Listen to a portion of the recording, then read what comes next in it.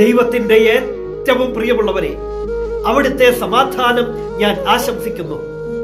ഇന്ന് കർത്താവ് നമുക്ക് നൽകുന്ന ദൂത് ജോബ് 4:6.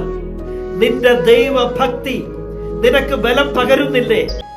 നിഷ്കളങ്കത നിനക്ക് പ്രത്യാശ നൽകുന്നില്ലേ?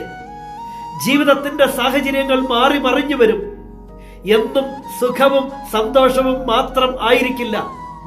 സഹനങ്ങളും വിഷമങ്ങളും ദുഃഖങ്ങളും രോഗങ്ങളും തകർച്ചകളും ഒക്കെ ജീവിതത്തിൽ ഉണ്ടാകും. അപ്പോൾ വീണു പോകാതെ ബലം പകരേണ്ടത് എന്താണ്? നമ്മുടെ ദൈവഭക്തി.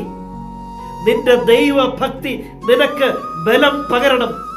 ഞാൻ ആശ്രയിക്കുന്ന എൻ്റെ ദൈവം എന്നെ കൈവിട്ട് കളയില്ലെന്നും എന്നെ കരുതും എന്നുള്ള വലിയ വിശ്വാസം നമ്മെ നയിക്കണം.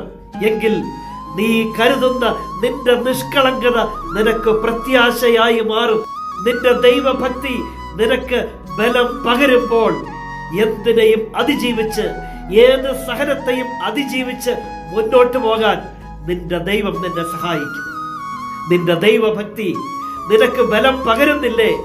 നിഷ്കളങ്കത നിനക്ക് പ്രത്യാശ നൽകുന്നില്ലേ? നിന്റെ ദൈവം നിന്നെ സമൃദ്ധിയായി അനുഗ്രഹിക്കട്ടെ.